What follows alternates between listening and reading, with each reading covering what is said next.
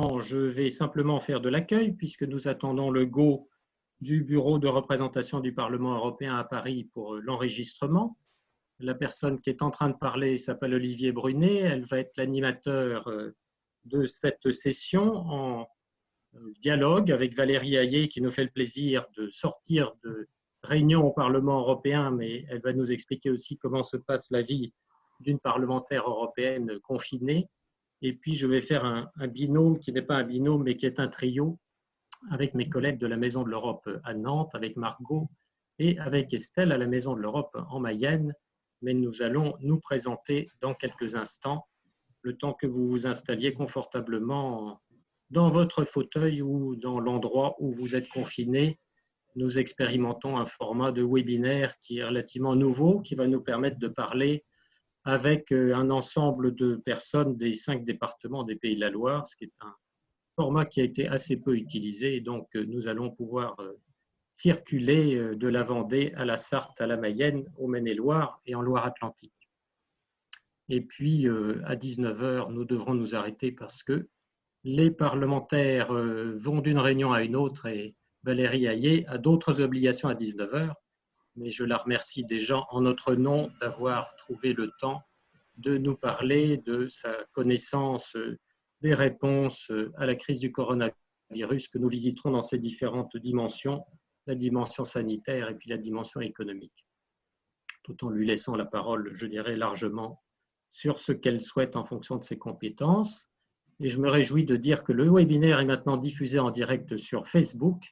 Donc, j'imagine que nous sommes enregistrés, que nous pouvons démarrer officiellement, bien que j'attende encore quelques instants d'avoir un go officiel de Lisa. Et Lisa, je la remercie. Lisa est la personne qui, au bureau du Parlement européen à Paris, nous a permis l'organisation de cette session.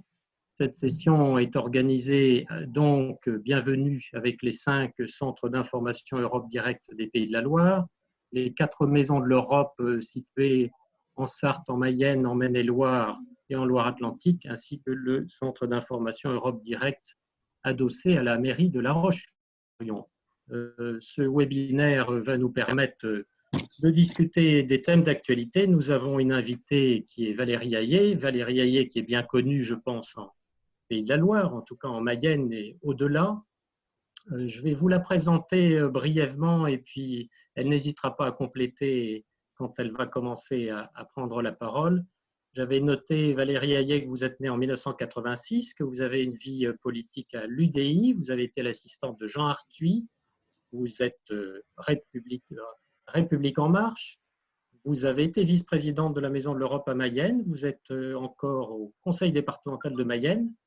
Vous avez été élu sur la liste En Marche en 19e position et vous êtes une des 98 députés du groupe Renaissance au Parlement européen. Vous êtes membre titulaire de la commission du budget, vous êtes également membre de l'équipe de négociation du cadre financier pluriannuel et suppléante de la commission ITRE, ce qui veut dire dans notre jargon, le jargon bruxellois, l'industrie et la recherche. Voilà, peut-être voulez-vous dire quelques mots déjà, Valérie Hayé, pour nos auditeurs. Merci, bonsoir à tous. Merci d'avoir organisé ce webinaire. Effectivement, je crois que le portrait que vous avez dépeint de moi est assez juste. Alors peut-être un mot introductif avant de pouvoir échanger sur les préoccupations des participants. Alors dans la crise, ce qu'on retient, moi ce que je retiens du début de cette crise, c'est les griefs qu'on a adressés à l'endroit de l'Union européenne. L'Union européenne n'a pas réagi à temps, elle n'a pas réagi suffisamment. D'ailleurs, la présidente Ursula von der Leyen, la présidente de la Commission, a présenté ses excuses au début de la crise pour ne pas avoir su trouver les mots sur réagir suffisamment vite. Alors, une fois passé cet état de sidération qui nous a tous parcouru, je pense, l'Union européenne a agi. L'un des premiers freins, ça a été aussi que la compétence santé ne relève pas d'une compétence de l'Union européenne. Donc, une fois que la demande a été formalisée auprès de la Commission, celle-ci a agi par de la coordination d'abord et puis par des mesures aussi budgétaires dont on va peut-être parler parce qu'effectivement ça concerne plus particulièrement ma casquette, mais les mesures sanitaires, elles ont était présente sur le thème de la coordination davantage. Et puis, il y a une bataille de communication aussi. Hein.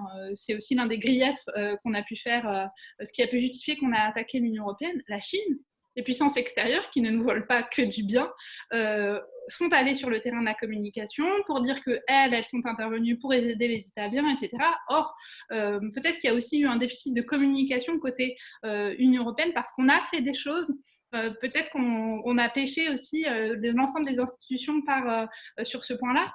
D'autant plus, et pour terminer le volet communication, parce que ce qu'on a retenu aussi, malgré tout, c'est aux yeux du grand public, ces sorties, ces déclarations de certains chefs d'État et de gouvernement qui sont contraires à l'esprit de solidarité qui doit présider et qui est l'une des valeurs de l'Union européenne et qui n'a pas toujours été mise en avant dans le cadre de cette crise. Alors, les mesures qui ont été mises en œuvre, elles sont essentiellement de deux ordres, économique et budgétaire.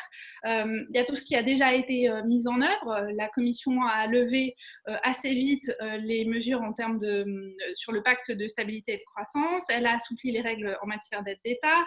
Elle a mis en œuvre le budget européen pour faciliter une partie de l'utilisation des fonds de cohésion à hauteur de 37 milliards. Elle a débloqué 3 milliards d'euros dans le budget. Il y a aussi différents instruments qui ont été déployés. La Banque centrale européenne s'est engagée dans une logique de rachat de dette. La Banque européenne d'investissement a lancé des prêts bon marché. Il y a une multiplicité, une panoplie d'instruments qui ont été mis en œuvre. Il y a aussi des réponses importantes qui ont été actées, comme la mise en œuvre du mécanisme européen de stabilité ou encore le mécanisme SURE pour accompagner l'assurance chômage. Donc ça, c'est tout ce qui a été mis en œuvre, je le dis très schématiquement. Et puis, il y a tout ce qui reste à faire, parce qu'il reste beaucoup à faire. Quand on met tout bout à bout, c'est plus de 3 000 milliards d'euros qui a été mis en œuvre, tout plan confondu, plans nationaux et plans européens. Et malheureusement, sans doute que ça ne suffira pas. Parce que la crise qu'on traverse, c'est une crise qui n'a pas de précédent. Si on doit faire une comparaison, c'est peut-être les années qui ont suivi la crise de 29. Et donc, il faut pouvoir y répondre avec ambition. C'est le sens de la résolution que le Parlement européen a adoptée il y a quelques semaines. Notre position, c'était de faire pression sur le Conseil et la Commission pour avoir une réponse ambitieuse à la hauteur de la crise.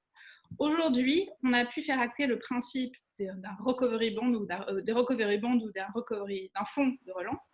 Donc la Commission a annoncé qu'elle allait faire des propositions pour la relance, axées sur le budget et sur la relance. On y viendra peut-être tout à l'heure un peu plus dans le détail, je n'en dis pas davantage. Nous, en tant que députés européens, moi à titre personnel et puis en tant que groupe politique, on a décidé de se mobiliser. L'enjeu pour nous, Parlement européen, c'est de faire entendre notre voix, faire entendre la voix des citoyens européens et faire passer le message très clair au Conseil et à la Commission qu'il reste encore des choses à mettre en œuvre et qu'il faut encore être ambitieux et que cette logique, cet impératif de solidarité, il doit encore se traduire en actes dans les prochains jours et dans les prochaines semaines. Et dernière chose, et j'en termine là, cette crise, elle a évidemment des effets dévastateurs sur le plan sanitaire et sur le plan économique, mais ça doit aussi être une opportunité pour changer notre modèle, pour engager les transformations qui étaient déjà sur la table, sur la digitalisation, sur le Green Deal, sur l'agenda social.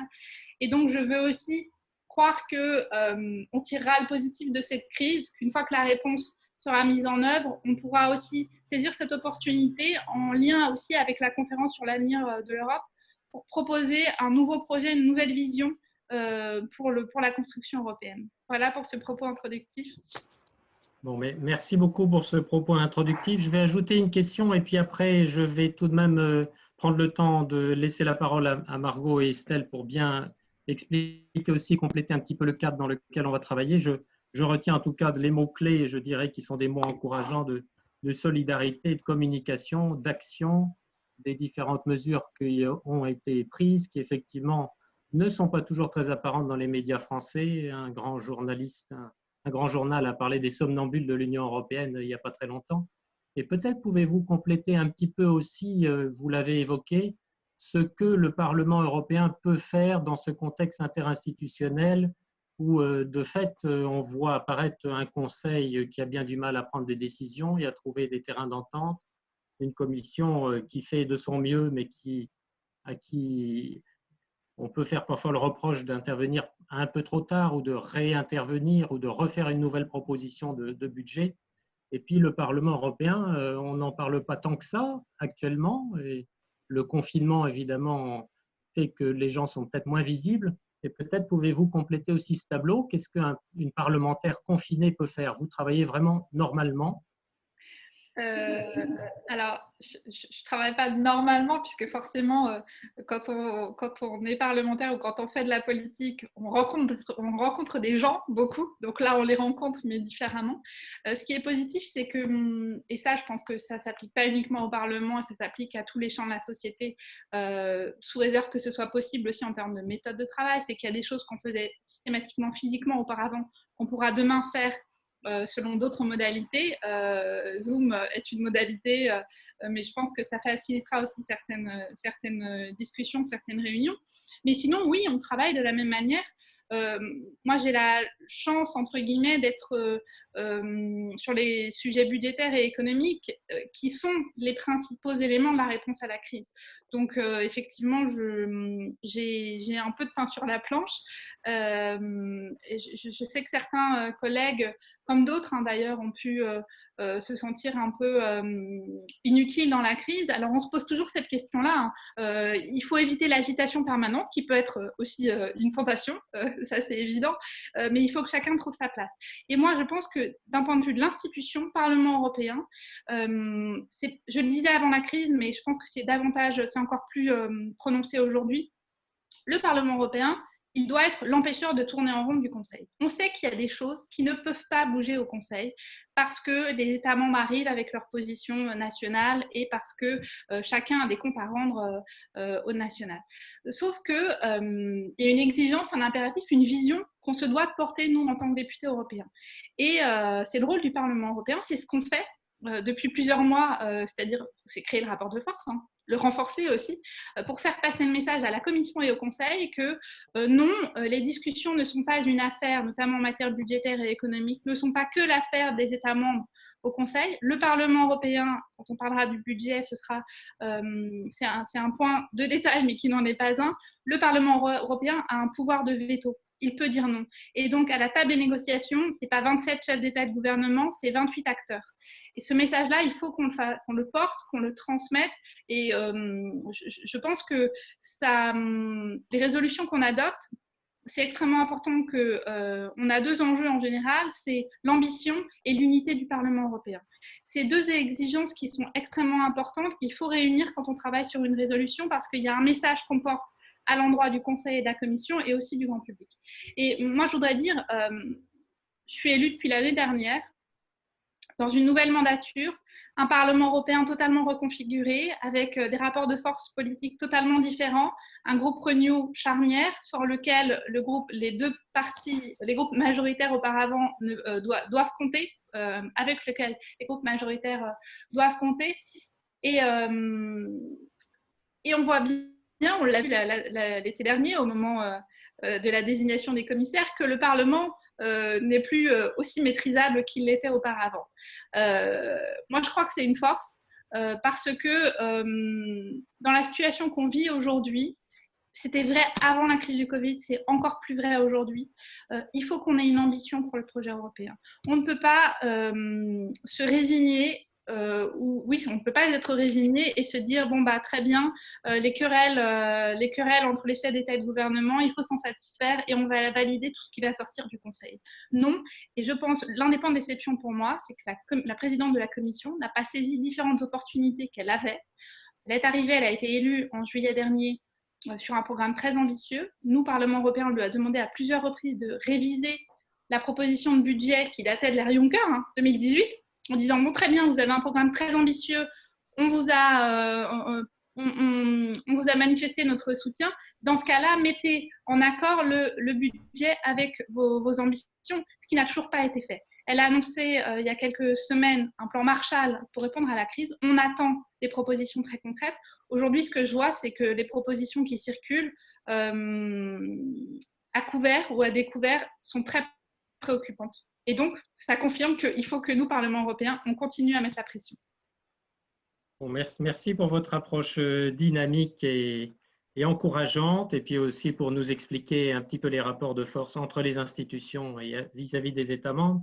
Avant de démarrer le bloc sur la réponse de l'Union européenne à la crise sanitaire, peut-être quelques points de cadrage complémentaires. Dire que nous sommes actuellement suivis par 78 personnes, donc dans les 5 départements, que c'est des personnes qui ont manifesté de l'intérêt, que par ailleurs Facebook nous suit, que Euradio nous suit, et donc naturellement nous n'épuiserons pas toutes les questions qui ont été posées, mais nous allons prendre, je dirais, un panel aussi représentatif que possible. Et là-dessus, je vais laisser la parole d'ici quelques instants pour aussi se présenter à Estelle et à Margot. Vous avez la possibilité, je m'adresse maintenant aux gens qui nous suivent, de poser des questions ou de faire des commentaires en supplément dans le cadre du chat, de façon à, je dirais, rendre les choses encore plus vivantes par rapport à ce que Valérie Hayet nous dit jusqu'à 19 heures. Et peut-être je vais laisser la parole à Estelle pour se présenter, Margot se présenter, et puis Margot garde la balle pour les premières questions sur quelle réponse de l'Union européenne à la crise sanitaire. Oui. Bonjour à tous, je m'appelle Estelle Troncy, je suis chargée de projet à la Maison de l'Europe en Mayenne et je co-animerai cette rencontre. Bonjour à tous, je m'appelle Margot Varlet, je suis chargée de communication à la Maison de l'Europe à Nantes et je vais également tenter de relayer les questions qui nous parviendront lors de ce webinaire. Voilà, et donc on va essayer de diversifier les choses. Et donc Margot va garder la parole. Nous avons fait une petite sélection entre nous de questions qui nous semblaient très, je dirais, très adaptées aux questions qu'on peut se poser sur les réponses de l'Union européenne à la crise sanitaire. Mais Margot, peut-être tu peux démarrer avec un bloc de 2 questions. Oui, tout à fait. Donc, nous avions sélectionné 2 questions qui font d'abord écho à ce que vous disiez dans votre introduction concernant la compétence santé. Donc, une première question d'Inès qui nous vient de Vendée. Alors que la santé reste une compétence souveraine des États membres, comment l'Union européenne peut intervenir dans le domaine de la santé face à la crise du coronavirus? Et la seconde question qui vient compléter cette première nous vient de Marc qui nous demande la santé doit-elle devenir une compétence de l'Union européenne? Alors, comment l'Union européenne peut intervenir? Moi, je crois qu'elle peut intervenir dans le format aujourd'hui, au regard des traités, à double titre. Et c'est ce qu'elle a fait, d'ailleurs. La première, c'est la coordination des actions entre les différents États membres. Ça a été fait un peu tardivement, mais ça a été fait finalement. Et donc, ça veut dire coordonner les décisions en matière de confinement, en matière de recherche, en matière, évidemment, et ça a fait l'objet... tout à l'heure, je parlais de communication, c'est l'un des points essentiels, je pense, qui a été une vraie réussite. L'Union européenne a joué un rôle majeur pour assurer la coordination, notamment dans le transport des patients sur les zones transfrontalières. Et ça, c'est du très concret et c'est extrêmement important en termes, enfin, c'est très efficace. Donc, une compétence en matière de coordination des États membres en matière sanitaire sur les différentes actions. Et puis, j'en reviens à la question budgétaire, ça a été aussi de l'argent qui a été déployé pour la recherche contre le vaccin, pour la recherche sur le vaccin contre le coronavirus, pour financer l'achat et le transport de matériel, d'équipements de protection, pour assurer le transport transfrontalier des malades, etc. Donc, ce sont a priori, ce qui peut sembler des petites choses, mais qui sont des choses essentielles en complément des actions des États membres. Alors oui, aujourd'hui, il n'y a pas de compétences santé en propre. Je pense que c'est un élément qui doit relever de la souveraineté des États membres, ça c'est évident. Néanmoins, on part de zéro aujourd'hui, il faut pouvoir accroître la coordination et à notre échelle, à l'échelle du Parlement européen, on a une commission qui s'appelle la commission environnement et santé. Donc il y a bien une compétence santé, une approche santé au titre du Parlement européen. Ça, c'est quelque chose qu'on doit développer. Il faut mettre en place une force européenne de la santé. Ça doit se mettre en œuvre dans les prochains mois. dans les prochaines semaines même, pour coordonner l'action et puis, je pense, trouver des moyens d'accompagner à la fois en termes de financement et en termes de valeurs et de critères, d'accompagner les systèmes de santé nationaux, toujours pour aller à la hausse, évidemment, et assurer une santé pour tous les Européens. Bon, parfait. Merci pour ces réponses santé. Peut-être, Margot, tu peux enchaîner sur les deux questions suivantes sur la santé, puis je vais garder la 5e. Oui, tout à fait. Et en plus, donc, ça permet de poursuivre sur ce qui vient d'être dit. Donc, on a une question de Gérard qui nous vient de la Sarthe. Est-ce que l'Europe travaille à une autonomie de fabrication des médicaments essentiels à notre communauté? Et une dernière question de Michel à Nantes. Comment créer une coordination sanitaire au niveau de l'Union européenne, notamment pour établir une réponse commune à une prochaine crise, si prochaine crise il y a? Ça, effectivement, sur l'enjeu de souveraineté stratégique industrielle, notamment en matière de santé, c'est un des éléments sur lesquels il va falloir qu'on travaille. Tout à l'heure, je disais que la santé en propre doit effectivement relever de la souveraineté des États membres, c'est évident, mais sur la question industrielle, souveraineté sur les chaînes de valeur, on ne pourra pas y répondre sans une approche européenne. Ça, c'est une évidence. Et donc, c'est tout l'enjeu des prochaines semaines, des prochains mois. Moi, ce que je retiens de cette crise, c'est qu'il y a tout un ensemble de tabous qui sont en train d'être levés, des tabous, des dogmes. Lorsque les chefs d'État et de gouvernement se sont réunis lors du dernier sommet, il y a quand même 2 mots qui étaient presque des gros mots jusqu'à présent pour certains États membres. C'est la souveraineté et c'est la solidarité. Et ces 2 mots, ils ont fait l'objet d'une décision unanime de la part des chefs d'État et de gouvernement. Sur la solidarité, donc il faut encore y travailler sur les mesures budgétaires et économiques, mais sur la souveraineté, c'est la première fois que dans un texte, il y a un accord sur le fait qu'il faut avancer sur les chaînes de valeur et sur le rapatriement de production, notamment en matière médicale, de produits pharmaceutiques sur le terrain européen. Donc ça doit se construire en accompagnant nos entreprises sur le terrain. Ça fera l'objet c'est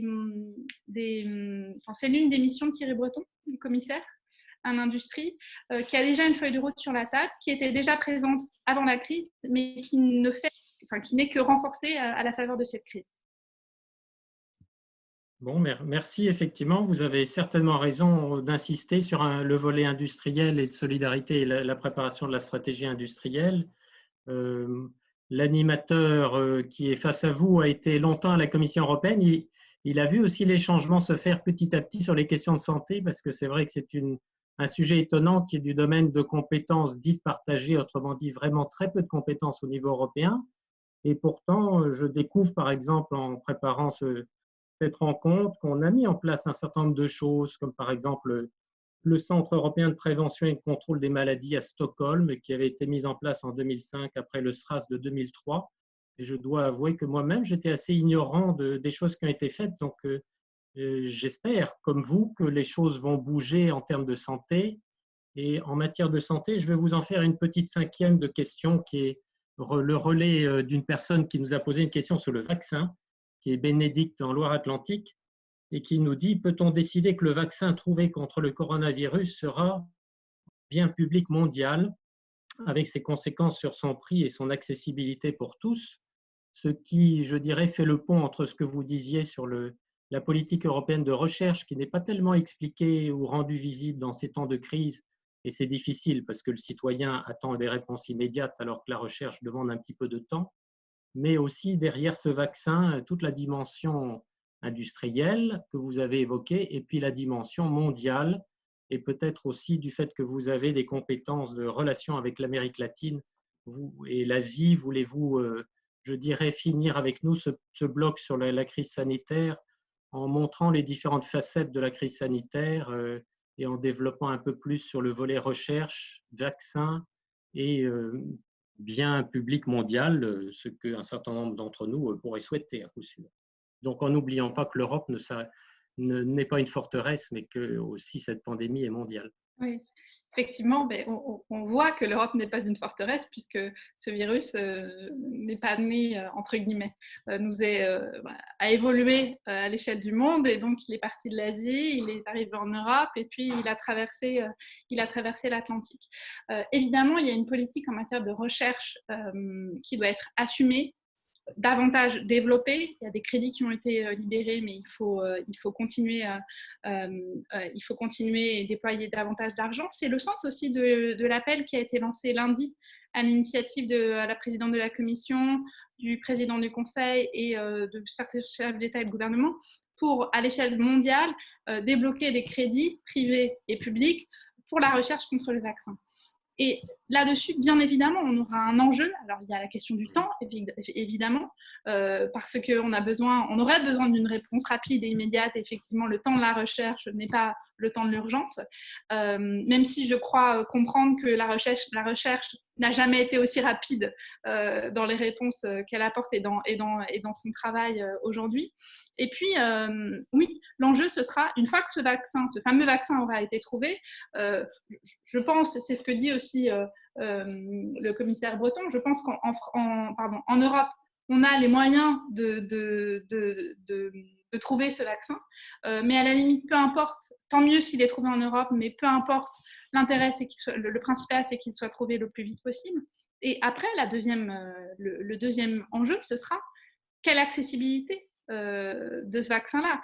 Et ce vaccin, et je crois que là, Ursula von der Leyen, avec qui j'ai eu une réunion hier matin, a beaucoup insisté sur ce point, et je pense qu'elle a raison. Elle a beaucoup insisté sur le fait que le vaccin ne doit pas aller là où il y a de l'argent, mais là où il y a des besoins. Et effectivement, on aura un gros enjeu pour la distribution et le déploiement de ce vaccin pour s'assurer qu'il ira bien là où il y a des besoins et pas là où on en donnera le meilleur prix. Comme on l'a vu par exemple au début de la crise pour l'achat de masques. Donc là, on a un gros enjeu de solidarité. Vous parliez de biens publics mondiaux. On essaie d'identifier des biens publics européens, parfois comme on peut, à l'échelle de l'Union européenne, mais bien sûr, sur un enjeu comme celui-là, il faut raisonner à l'échelle du monde. Bon, merci beaucoup pour vos propos, je dirais, qui embrassent l'ensemble beaucoup de sujets sanitaires. Je me tourne vers Margot en regardant évidemment notre temps, mais peut-être une réaction à partir de ce qu'on voit sur le chat ou sur Facebook. Est-ce que nos participants, que je salue à nouveau en leur disant que malheureusement, on ne pourra pas leur donner la parole, mais par contre, ils peuvent intervenir par écrit. Est-ce qu'il y aurait des compléments ou des orientations que nous aurions vraiment oubliées dans cette question sanitaire? Par rapport à la question sanitaire, non, pas pour le moment. Pas pour le moment. Alors, je ne suis pas une spécialiste des questions sanitaires, mais le cas échéant, de toute manière, et ça vaut pour ce sujet-là comme pour d'autres, je reste disponible s'il y a des réponses que vous souhaitez que je développe. Je peux évidemment, vous faites un signe sur le chat et puis je reviendrai vers vous plus tard avec des éléments. L'élément intéressant, je dirais, à partager entre nous et avec les 75 participants, c'est que par écrit, en tout cas, il y avait beaucoup de questions sur les questions sanitaires, correspondant, je dirais, à l'inquiétude du moment, mais assez élaborées. La question du vaccin en fait partie, mais d'interrogations, je dirais, avec un public qui est plutôt orienté pro-européen. Donc, si nous le prenons dans un discours moins européen, ce que j'ai vu dans le monde, comme vous, qui parlez des somnambules de l'Europe, peut se traduire par des titres un petit peu plus agressifs en disant « mais que faites-vous, que faisons-nous, où est l'Europe ?»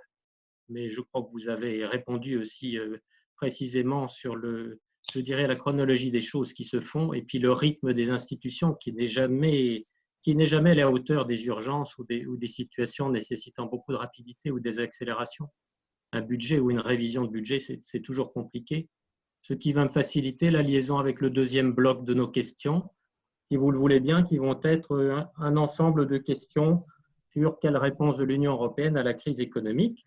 Et ici, je vais passer la balle à Estelle qui va nous refaire le même type d'exercice avec des petits blocs de 2 questions. On est très bien dans notre timing. Vas-y Estelle. Micro, Estelle. C'est bon. Alors, on commence avec une question de Christelle de la Mayenne. Comment s'engage la bataille entre les États membres et la Commission européenne sur le mode de déploiement des Corona Bonds? Et ensuite, une question d'Élodie du Maine-et-Loire. Quel pourrait être l'impact de la crise sanitaire sur la programmation 2021-2027, notamment en matière d'éducation et de formation et sur les fonds structurels?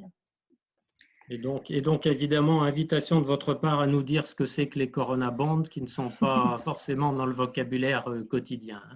J'allais commencer par ça, effectivement. Alors, on a adopté une résolution au Parlement européen au cours de laquelle on a beaucoup discuté des modalités de l'émission de dette commune, de ce que ça pouvait, de l'objectif, des modalités, etc. Et puis, parallèlement, il y a une discussion, et c'est celle-ci qui a été la plus reprise dans la presse. Il y a une discussion au sein de l'Eurogroupe, entre les ministres des Finances des États membres et puis entre les chefs d'État et de gouvernement. Et de ces discussions entre les chefs d'État et de gouvernement et l'Eurogroupe, on a retenu beaucoup de crispation, beaucoup de tension, beaucoup d'irrationnel, là où au contraire il fallait poser les choses, ramener du rationnel. Et en clair, les Néerlandais, pour ne pas les citer, ont affirmé que jamais ils accepteront de payer la dette des Italiens ou des Espagnols qui ne savent pas gérer leur argent. Or, on n'est pas du tout dans une approche comme celle-ci, absolument pas. Ce sur quoi, alors peut-être sur les Corona, je vais faire une distinction entre les eurobonds, qui sont issus de la crise financière de 2008 et qui sont finalement la mutualisation de dettes passées. Là, il ne s'agit pas de dire, et c'est aussi ce qui a fait l'objet de négociations ardues au sein du Parlement européen, il ne s'agit pas de dire on va mutualiser des dettes passées, mais au contraire, il s'agit de dire on va mutualiser, on va faire de l'émission de dettes communes pour assurer des investissements communs pour répondre à la crise dans le cadre de cette relance et puis dans les années qui vont suivre. Ça a fait l'objet d'une bataille assez importante à l'échelle du Conseil, mais aussi à l'échelle du Parlement européen. Ça a il y a une polémique qui s'est fait jour, mais la réalité, c'est quoi? C'est que là encore, on arrive dans un moment inédit où enfin, on accepte, pour revenir aux discussions au Parlement européen, on accepte une idée nouvelle qui était un tabou pour certains. Je suis membre d'un groupe politique et au sein duquel il y a aussi beaucoup de tensions, différentes approches. On est 98 membres, il y a des Espagnols, des Italiens, des Néerlandais, des Danois, des Tchèques, et bien sûr, on a une approche différente. Et souvent, sur les questions économiques et budgétaires, c'est pas tant l'étiquette politique qui compte, mais c'est plutôt la nationalité qui compte. Et donc, quand on discuté à l'échelle du Parlement européen pour trouver une solution innovante pour répondre financièrement et budgétairement à la crise. Bien sûr, il y a des discussions très tendues avec mes collègues de certains États membres, mais on a trouvé une solution de compromis, notamment en les rassurant sur le fait qu'on n'irait pas vers une mutualisation des dettes passées. Une fois qu'on a dit ça, ce qu'on a voté au Parlement européen, et le message très clair qu'on voulait envoyer aux chefs d'État et de gouvernement, c'est un message de solidarité, c'est il faut mutualiser les dettes, il faut que la solidarité européenne se traduise en actes. C'est très bien que la Banque centrale européenne, que la Banque européenne d'investissement, que le mécanisme européen de stabilité aient été mis en œuvre, c'est nécessaire, mais ça ne concerne pas toute la zone euro. Et ensuite, il faut aller au bout de l'intégration européenne en matière de solidarité. Ça veut dire quoi? Ça veut dire qu'il faut s'engager vers l'émission de dettes communes pour financer des investissements communs. Une fois qu'on a dit ça, il y a 1000 options, il y a 1000 manières de mettre en œuvre les Corona Bonds ou les Recovery Bonds. Ça peut être la simple émission de dettes communes qui permettra d'avoir des taux d'intérêt inférieurs, jusqu'à l'hypothèse la plus intégratrice selon moi et la plus intéressante selon moi et qui doit vraiment avoir et qu'on doit vraiment considérer, l'émission d'une dette perpétuelle qui serait remboursée par les ressources propres, c'est-à-dire des nouvelles ressources qu'on donnerait au budget de l'Union européenne. Voilà, on a mis l'option sur la table. Le message qu'on veut faire passer, nous, Parlement européen, aux chefs d'État et de gouvernement, c'est attention, l'émission de dette commune qui permettrait aux États membres seulement, entre guillemets, de bénéficier de taux d'intérêt faibles, ça ne suffit pas.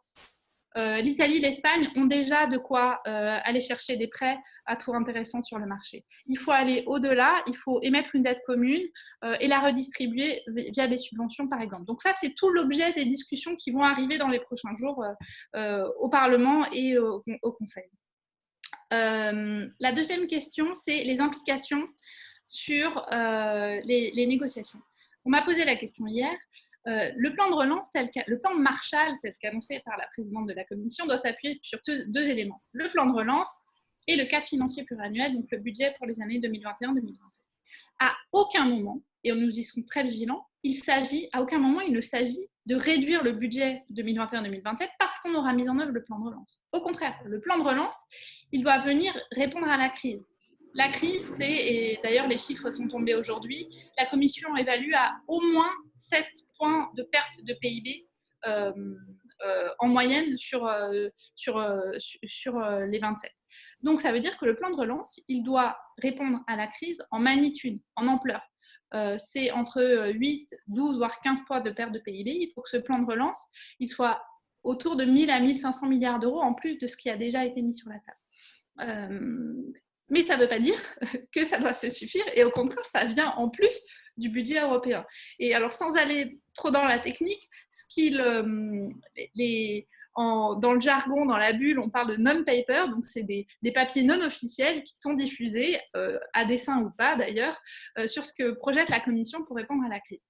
Ce qui est sorti est extrêmement préoccupant parce qu'en clair, et si je réponds, si je la fais courte, la Commission va utiliser tout un tas de mécanismes qui peuvent être intéressants pris indépendamment et si utilisés de manière modérée, mais qu'elle multiplierait et qu'elle utiliserait de manière excessive pour faire une politique d'affichage en disant bah voilà, on a mis tant de milliards d'euros sur la table, sauf qu'il y a des effets contre-productifs majeurs, notamment ce qu'on appelle le front-loading, c'est-à-dire pour le budget européen, sur la période 2021-2027, dire on met le paquet sur les 3 premières années, mais avec un risque fondamental, c'est qu'on n'ait plus rien. On n'est plus rien pour financer les années suivantes et que donc on n'ait pas un budget sur la période 2025, 2026, 2027, qu'on n'ait plus un budget digne de la première économie du monde. Donc ça va être un des points d'alerte pour le Parlement européen. Pas d'entourloupe sur la proposition budgétaire et économique. Et donc, sur tous les programmes sur l'éducation, sur InvestEU, etc., on sera extrêmement vigilant à ce qu'il n'y ait pas de coupe. Et je pense aussi à un autre programme, et j'en termine. Certains programmes qui pouvaient être moins glamour ou moins sexy et qui avaient fait l'objet de coupes soit par la Commission, soit par de propositions de coupes par le Conseil, qui reviennent de manière importante. C'est le cas à la faveur de la crise, c'est le cas par exemple sur l'aide alimentaire, le Fonds européen d'aide aux plus démunis par exemple, avec des coupes qui étaient prévues. La position du Parlement européen, c'est de ne pas en faire, ou en tout cas de réduire, de conserver une enveloppe importante. Et ça, c'est peut-être aussi, par exemple, un programme qui va revenir au goût du jour compte tenu de la crise, de la difficulté de la crise qu'on traverse. Bon, difficultés effectivement multiples, et puis nécessité d'avoir des parlementaires bien compétents et bien actifs sur les questions budgétaires. En même temps que je vous écoute, et avant de rendre la parole à Estelle pour un deuxième bloc, je vois que certains de nos écrivains nous interrogent aussi sur la Banque centrale européenne, enfin sur les éléments de l'actualité. Peut-être pouvez-vous en dire un mot, parce qu'effectivement, là, on parle de commission, de conseil du Parlement. La Banque centrale et la décision qui vient d'être prise par le Conseil constitutionnel la Cour constitutionnelle de Karlsruhe, sans nous faire des journalistes complets de l'actualité, peut-être voulez-vous ajouter un point d'actualité là-dessus? Est-ce que c'est une épine dans le pied? Est-ce que c'est un problème très sérieux?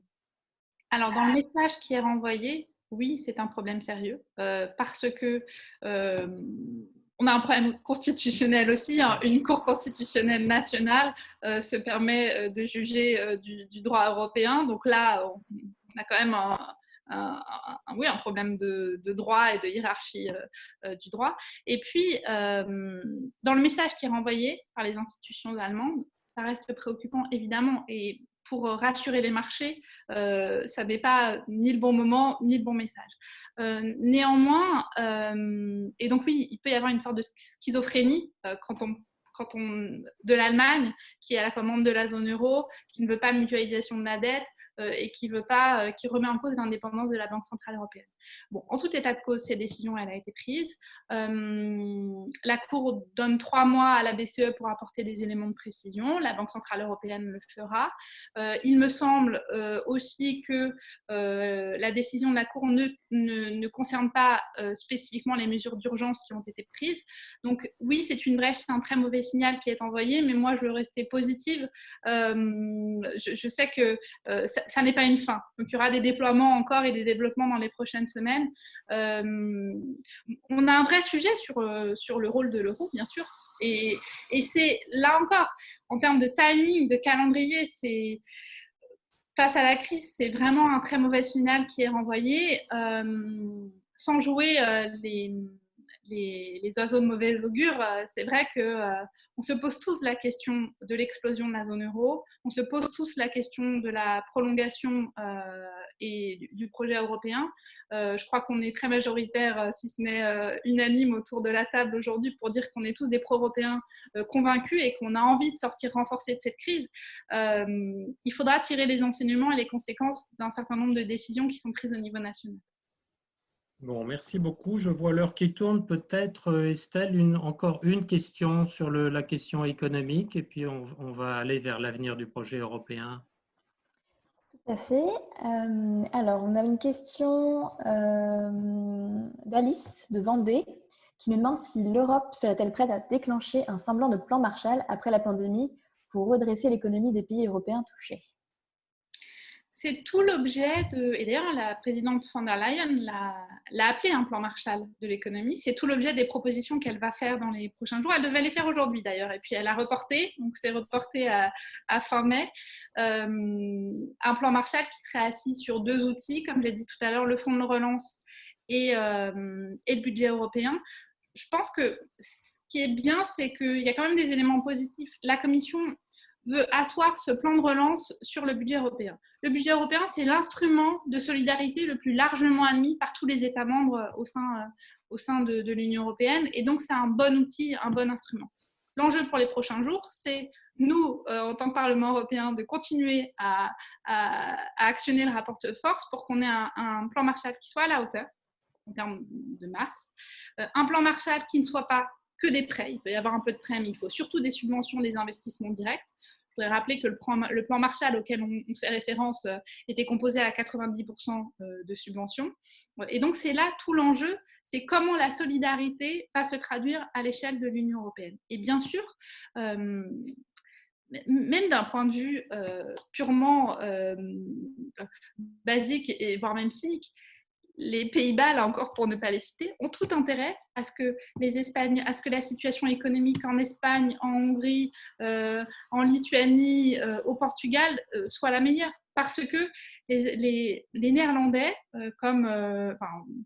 les Néerlandais, les Allemands par exemple, sont les premiers bénéficiaires du marché intérieur. Donc le plus le marché intérieur fonctionnera bien au sein de l'Union européenne, le plus ce sera dans l'intérêt de ceux qu'on appelle les radins, les frugaux, et c'est tout l'enjeu là encore. Les deux maîtres mots qui sont sortis du dernier conseil, c'est souveraineté et solidarité, et sur la solidarité, on a encore beaucoup à faire. Bon, effectivement, vous êtes en écho avec ce que disait le commissaire Breton aussi, qui rappelait, je dirais, les fondamentaux du marché intérieur et les pays exportateurs. Je vois qu'on a encore pas mal de questions sur le terrain économique. Je vais tout de même vous en faire une petite dernière sur l'économie, mais pour juste une courte réponse, et après on passe à notre dernier bloc, mais je ne voudrais pas l'oublier parce que ça a été posé par plusieurs personnes, qui est la question de l'association des villes à l'élaboration et la mise en œuvre du plan Marshall. Et je dirais les villes et les régions. Je salue dans nos participants des gens qui sont des décideurs au conseil régional et des décideurs dans les métropoles et dans les villes. Et ce sujet-là, je le connais moi depuis longtemps et c'est toujours un sujet de frustration pour les acteurs locaux et régionaux. Souvent, parfois, de se dire que les grandes discussions budgétaires, c'est les États, c'est le Parlement, mais comment vous voyez les choses et aussi quelles sont vos relations éventuellement avec le comité des régions? C'est un vrai sujet quand on est parlementaire et auquel je suis d'autant plus sensible parce que je suis aussi élue locale. Et évidemment, j'ai beaucoup entendu dire aussi, et à raison, je peux le comprendre, hein, des critiques sur le fait qu'on parle de milliards d'euros, mais comment ça se traduit sur le territoire. Moi, en tant que citoyenne mayonnaise, élue locale, bien sûr, je suis extrêmement vigilante et je suis intéressée par savoir comment, une fois qu'on prend la décision, l'argent arrive directement sur les territoires. Et c'est ça l'essentiel. Parce que si on prend la décision, mais qu'une fois qu'elle est prise, on ne sait pas comment ça arrive sur le terrain, ça n'a pas d'intérêt, ça n'a pas d'importance. Néanmoins, la première bataille, c'est débloquer les sommes d'argent. Ensuite, comment on fait pour que par les différents canaux, cet argent arrive le plus vite sur le terrain. La première décision prise par la Commission, l'une des premières décisions prises par la Commission, ça a été de débloquer ou de rendre plus flexible l'utilisation des fonds de cohésion. Donc, les autorités de gestion, départements ou régions, ont pu utiliser les reliquats de FEDER ou de FEADER ou de FSE pour les orienter directement vers des réponses à la crise, l'accompagnement des TPE-PME, la recherche contre le vaccin, etc. Donc oui, les acteurs sur le terrain sont extrêmement importants et c'est le principe même, c'est l'essence même, je crois, de l'architecture de l'Union européenne. Il y a les décisions qui sont prises au niveau européen et puis il y a les déclinaisons nationales et les déclinaisons territoriales. Et évidemment, il y a une relation que je qualifierais de privilégiée entre l'Union européenne et les régions, les acteurs du territoire. Souvent, on dit que les régionalistes sont les plus pro-européens et les plus pro-européens sont les plus régionalistes. Et ça, c'est une réalité sur le terrain. Après, sur le plan Marshall, là encore, je le redis, l'enjeu aujourd'hui, c'est de débloquer suffisamment d'argent. Dans la foulée, qu'est-ce qu'il faudra faire? C'est identifier ce qu'on a déjà pu faire, hein, mais identifier les secteurs sur lesquels il faudra investir et travailler directement avec les acteurs du territoire pour que cet argent soit débloqué le plus tôt possible. Ça arrivera dans les prochaines semaines, une fois que les discussions auront avancé un petit peu. Donc ça, je pense que ce sera plutôt à l'été ou à la rentrée prochaine. Mais c'est un élément extrêmement important, effectivement. Bon courage et puis aussi bonne coopération avec le comité des régions puisqu'on a la chance d'avoir plusieurs élus en Pays de la Loire qui sont actifs au comité des régions. Et puis je vois le temps qui passe et je ne résiste pas au plaisir de passer à notre dernier bloc parce qu'un certain nombre de questions n'étaient pas centrées uniquement sur le sanitaire ou sur l'économique, mais étaient, je dirais, des interrogations un petit peu globales sur l'avenir du projet européen. Et on va essayer de vous faire un petit panel avec des questions éventuellement un petit peu plus impertinentes. Et donc, la parole est libre. Donc, je la donne à Estelle pour démarrer. Oui, alors on va commencer avec une question de Margot de Vendée. Pensez-vous que la crise du Covid-19 va renforcer la montée de l'extrême droite en Europe, comme on peut le voir en Hongrie? Et on va enchaîner avec une autre question de Francis Sarthe. Que répondez-vous aux gens qui disent que la crise sanitaire a montré le peu de poids du Parlement européen au sein des institutions européennes? Bon, sur la deuxième question, vous y avez répondu en partie, mais enfin, voilà des gens, nous faisons les transmetteurs vraiment de la question comme elle a été posée. Oui, sur le poids du Parlement européen, je ne sais pas si c'était s'il y a un révélateur dans cette crise. Pour moi, l'enjeu en tant que parlementaire européenne, c'est ce que je vous ai dit tout à l'heure, c'est d'être l'empêcheur de tourner en rond du Conseil. On a, peut-être plus que les parlements nationaux, hein, on a agi, on a siégé, alors il a fallu un petit peu de temps, mais la réalité, c'est que on a fait des choses. Après, oui, il faut qu'on soit audible. Et souvent, la presse retient plutôt ce qui se passe à l'Eurogroupe, ce qui se passe au Conseil, ce que dit la présidente de la Commission, que ce qui se passe au Parlement européen. Donc, on a un gros enjeu de communication aussi au Parlement européen. C'est l'objet des discussions qu'on a très régulièrement avec le président Sassoli. Moi, en étant membre de l'équipe de négociation du budget, on fait des points réguliers avec lui, notamment sur la stratégie de communication. Alors, je comprends qu'on n'est pas tout à fait audible, mais on fait des choses. Et ce rapport de force qu'on crée, il est vraiment extrêmement important. Et la première question, pardonnez-moi. Ah oui, oui, il y a des c'est vrai, c'est vraiment, est-ce que toute cette crise ne va pas nous entraîner vers un désastre démocratique? Bien sûr, il y a un gros enjeu qu'on partage tous. Il y a une vraie préoccupation que moi-même, je partage. C'est-à-dire que tout à l'heure, je vous parlais de la Chine, qui a communiqué et de l'enjeu de la communication. Bien sûr, tout n'a pas été parfait dans la réponse à la crise et il reste beaucoup à faire. Néanmoins, en plus de ça, on communique souvent assez mal et on donne des raisons aux populistes, aux extrémistes de remettre en cause le projet européen.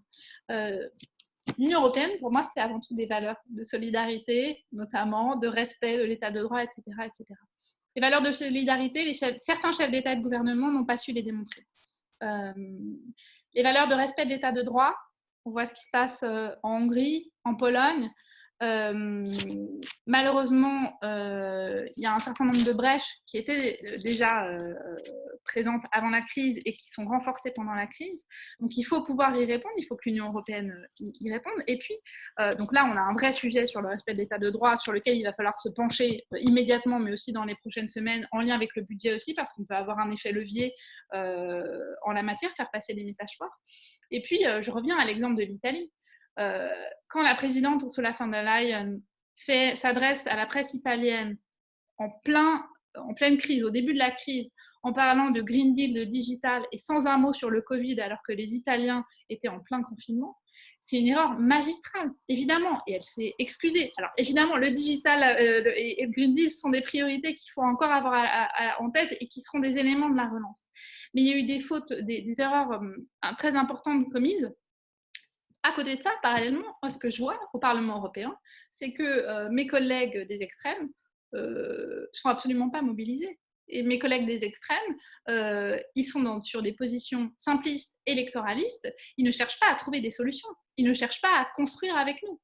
Et donc, on aura un gros enjeu. Là encore, c'est la communication pour pouvoir convaincre et faire passer des messages positifs sur le fait que l'Union européenne a apporté des réponses, qu'elle est là. Et là encore, si je veux en tirer le positif, on a beaucoup critiqué l'Europe. Pourquoi on l'a critiqué? C'est parce qu'on a aussi des attentes très fortes à son endroit. Je reviens à ce que je disais tout à l'heure. On aura un enjeu dans les prochaines semaines et une opportunité avec la conférence sur l'avenir de l'Europe qui doit permettre d'engager un grand débat sur ce qu'on attend et ce qu'on veut du projet européen.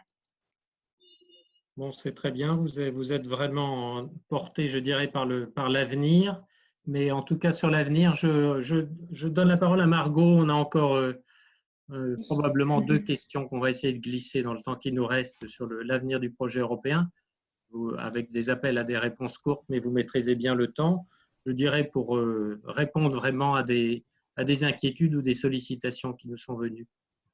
Alors, j'ai une première question d'Isabelle qui nous demande « La crise sanitaire du Covid-19 peut-elle remettre en question le Green Deal européen ?»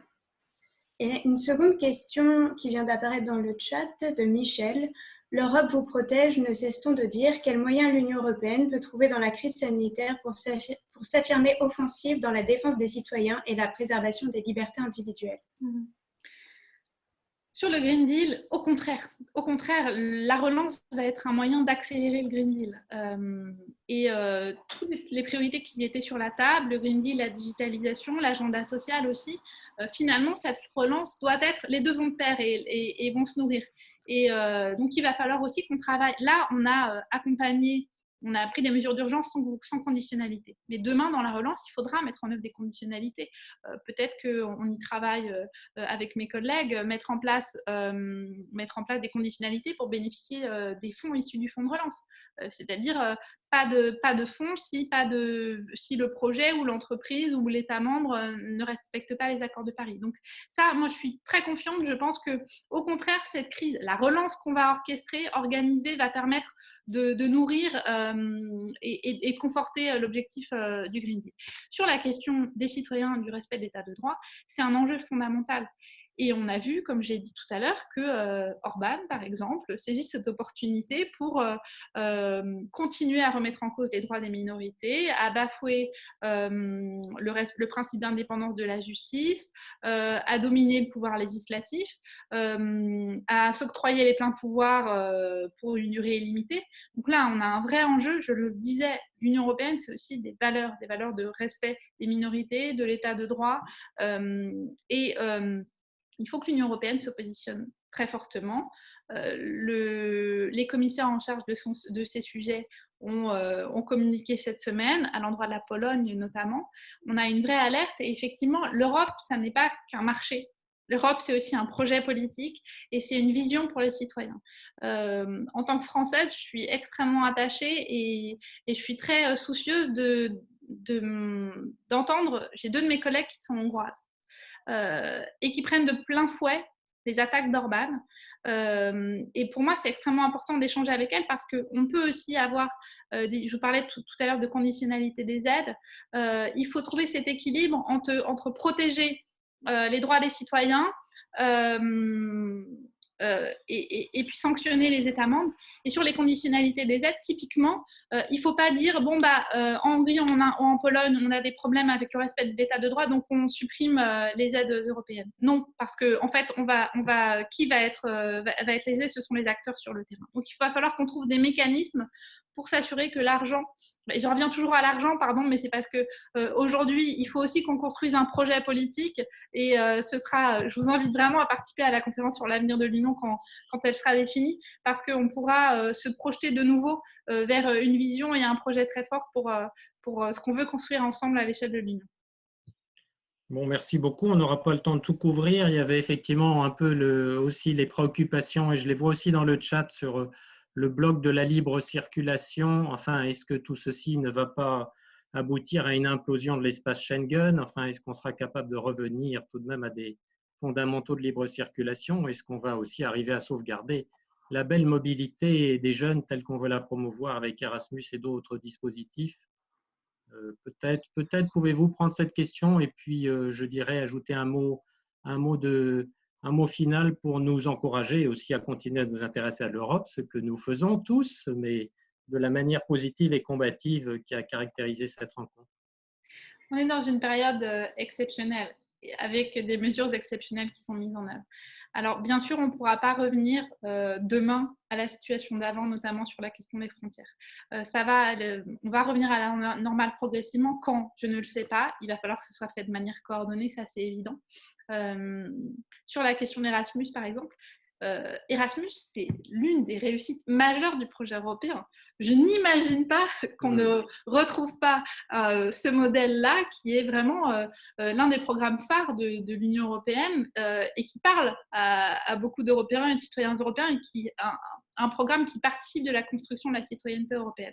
Donc, je n'ai pas d'inquiétude sur le fait que on pourra revenir, là encore, je ne sais pas quand, malheureusement, mais qu'on pourra revenir rétablir les échanges et le format Erasmus tel qu'il existait jusqu'à ces dernières semaines. C'est une parenthèse sur ce volet-là. Un mot d'encouragement, peut-être. Moi, je suis au début de mandat. Je veux croire qu'on peut faire bouger les lignes. On est arrivé dans un Parlement européen totalement reconfiguré, avec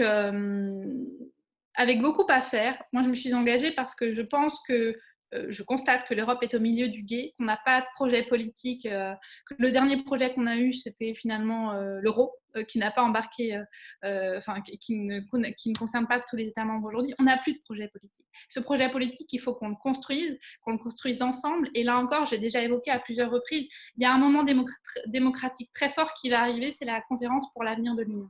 On a un enjeu fondamental, nous, institutions, et nous aussi, vous, représentants sur le terrain de l'Europe, c'est de faire en sorte qu'il y ait un maximum de parties prenantes et d'acteurs et de citoyens qui s'inscrivent dans cette démarche sur la conférence sur l'avenir de l'Europe, parce que c'est grâce à cette démarche qu'on va pouvoir construire une Europe qui correspondra à ce qu'on veut, à ce qu'on attend les citoyens. Donc c'est un moment démocratique très fort, et pour moi, ce sera un nouveau départ pour ce projet européen, et donc forcément un horizon des possibles qui va se dessiner et qui est, pour moi, je trouve très enthousiasmant. Bon, merci énormément pour cet esprit positif et encourageant. Je vérifie, puisque vous êtes toujours là auprès d'Estelle et de Margot, que nous n'avons pas raté tel ou tel message, je dirais, important. Estelle, Margot, voulez-vous dire quelque chose? Il y a beaucoup de questions. Malheureusement, on ne va pas toutes pouvoir les, les poser. Là-dessus, pardon, je vous coupe. Je suis disponible. J'ai une permanence parlementaire, un collaborateur. Vous allez trouver facilement mes coordonnées et vous pouvez d'ailleurs les diffuser. Pour moi, c'est extrêmement important d'avoir des échanges les plus nourris possibles parce qu'on l'a dit à plusieurs reprises et je l'ai vu d'ailleurs dans le chat, oui, il y a un déficit de pédagogie et de communication et en tant que députée européenne, je pense que ça fait partie de ma mission, d'une de mes missions, de pouvoir être cet ascenseur, c'est-à-dire prendre le pouls sur le terrain, faire remonter les infos et les faire redescendre. Et ces moments-là, à défaut de se voir physiquement, c'est des moments extrêmement importants. Donc, vraiment, n'hésitez pas à me solliciter. Je suis là pour ça aussi et surtout pour ça. D'accord. Bon, alors je vais me contenter. Allez-y, vas-y. Oui, est-ce que vous seriez d'accord pour qu'on vous envoie les questions qui n'ont pas été, auxquelles ils n'ont pas été répondues et puis on... Ok, oui, faites-le et j'y apporterai des réponses avec grand plaisir. Très bien. Bon, merci beaucoup. Merci beaucoup. Merci à vous. Bon, remerciements, félicitations et remerciements aux 75 personnes qui nous ont suivis. Désolé de ne pas avoir pu tout dire et tout traiter, mais je confirme pour avoir été en contact rapide avec Valérie Hayet et de ma pratique antérieure de la Commission européenne que vous êtes une députée très facile à joindre et très ouverte et encline au dialogue. Donc ça, c'est évidemment tous les ingrédients dont on a besoin pour porter l'intérêt de nos citoyens aux questions européennes. Merci beaucoup et je crois que nous allons absolument respecter l'horaire et vous libérer à 19h. Et donc, je remercie mes copilotes Estelle et Margot et l'ensemble des participants. Merci à vous tous et à bientôt. À une prochaine. Merci beaucoup. Au revoir. Au revoir.